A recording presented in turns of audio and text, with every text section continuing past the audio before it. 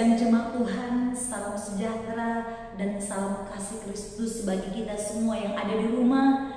Saat ini kita kembali merenungkan firman Tuhan dan kembali datang bersekutu di hadapan Tuhan. Mari kita luangkan waktu kita untuk datang beribadah kepada Tuhan. Saat ini kita mau menaikkan pujian kepada Tuhan. Kita katakan, mukjizat masih ada. Tuhan, Engkau ajaib bagiku, tak ada yang tak mungkin bagiku. Semua yang ku saksikan perbuatan tanganmu. Tuhan, Engkau ajaib bagiku. Tuhan, Engkau ajaib bagiku. Tak ada yang tak mungkin bagimu. Kau yang telah berfirman dan semuanya jadi. Tuhan, Engkau ajaib bagiku. Sungguh ku percaya tiada yang mustahil. Mukjizat masih ada dalam hidupku. Sembuhkan sakitku, pulihkan jiwaku. Mukjizat masih ada bagiku. Tuhan, Engkau ajaib bagiku. Tak ada yang tak mungkin bagimu. Kau yang telah berfirman dan semuanya jadi. Tuhan, Engkau ajaib bagiku. Sungguh ku percaya tiada yang mustahil.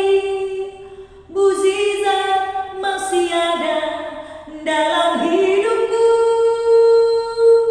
Sembuhkan sakitku, pulihkan jiwaku. Mukjizat masih ada bagiku. Mukjizat masih ada bagiku. Puji Tuhan, saat ini kita mau merenungkan firman Tuhan. Mari kita membuka Alkitab kita di dalam Injil Yohanes pasal 9 ayat pertama sampai ayat yang ke-12. Sekali lagi, Injil Yohanes pasal 9 ayat yang pertama sampai ayat yang ke-12. Saya akan membacakan bagi kita semua. Orang yang buta sejak lahirnya.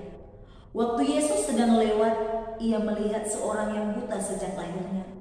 Murid-muridnya bertanya kepadanya, Rabi, siapakah yang berbuat dosa, orang ini sendiri atau orang tuanya, sehingga ia dilahirkan buta?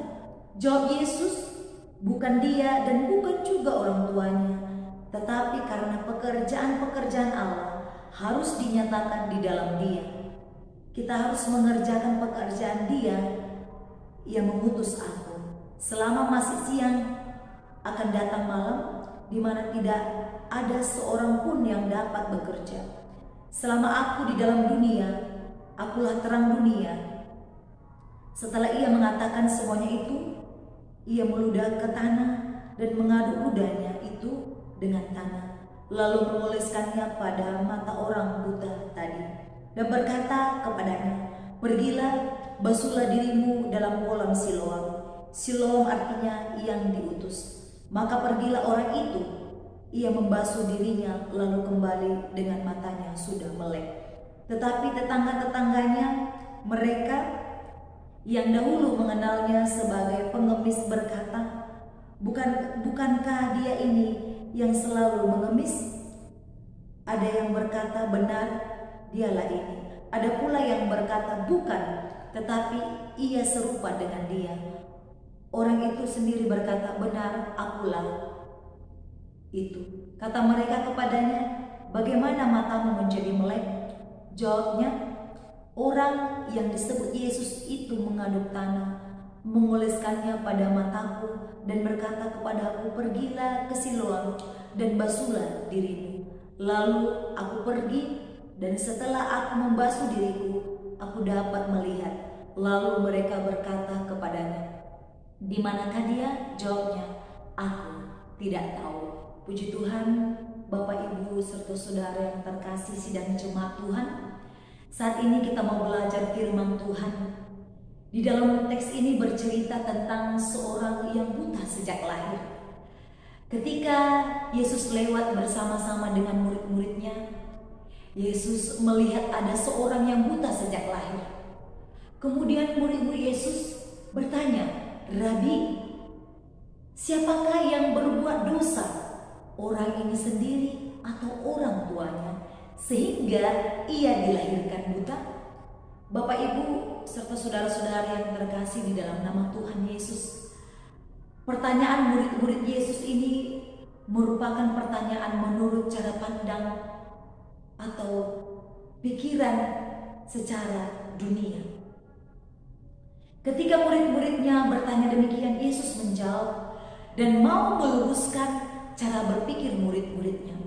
Dan Yesus mau membenahi pemahaman yang salah dari para murid-muridnya bahwa setiap penyakit yang berat adalah akibat dosa. Ini adalah cara pandang murid-murid Yesus.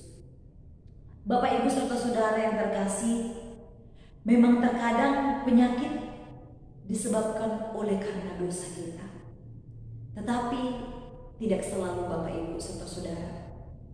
Kadang-kadang penderitaan atau kesulitan yang kita alami diizinkan Allah karena maksud ilahi, yaitu untuk menunjukkan kemurahan, kasih, dan kuasa Allah. Di dalam dunia ini terkadang kita melihat orang yang sungguh-sungguh mencari Tuhan mengalami banyak penderitaan. Tetapi orang yang tidak sungguh mencari Tuhan tidak mengalami kesulitan. Sidang jemaat Tuhan yang terkasih dalam nama Tuhan Yesus, firman Tuhan hari ini mengingatkan kita bahwa penderitaan yang kita alami, kesulitan yang kita alami, atau penyakit yang kita alami bukanlah untuk mempermalukan kita, akan tetapi untuk menyatakan kuasa Allah di tengah-tengah dunia ini. Bapak, Ibu yang terkasih di dalam nama Tuhan Yesus, mari kita membaca di ayat yang ketiga. Dikatakan, jawab Yesus, bukan dia dan bukan juga orang tuanya, tetapi karena pekerjaan-pekerjaan Allah harus dinyatakan di dalam dia.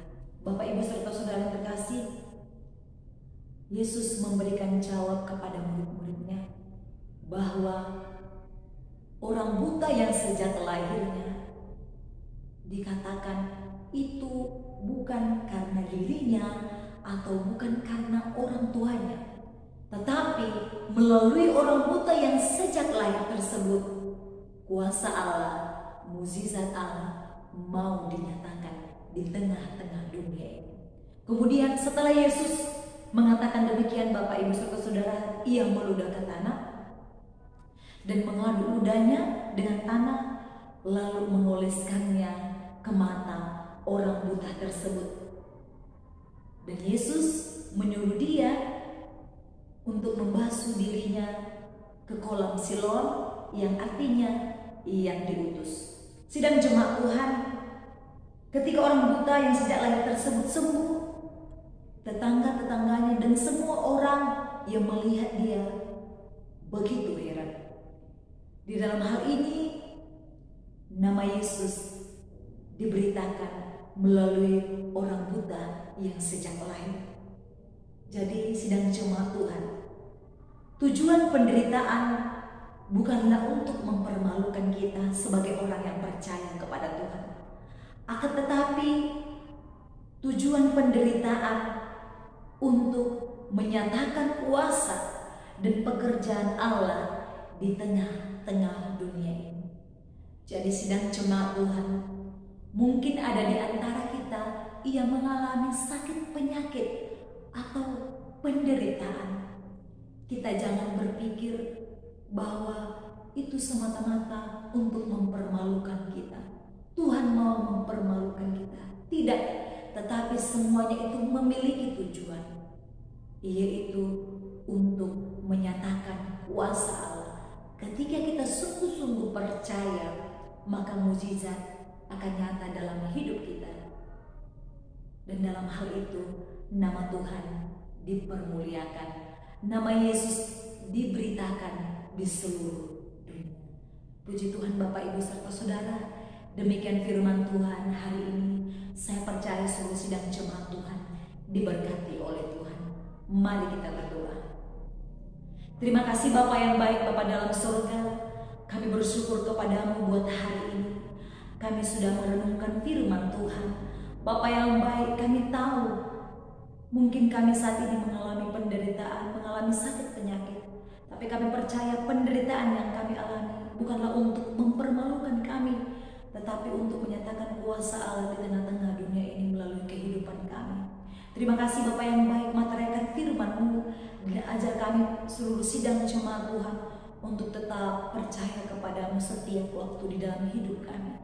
Terima kasih Tuhan, hanya di dalam nama Tuhan Yesus Kristus, Allah kami yang hidup, kami sudah berdoa. Haleluya. Amin. Shalom, salam sejahtera bagi kita semua. Mari kita tetap berpegang pada firman Tuhan.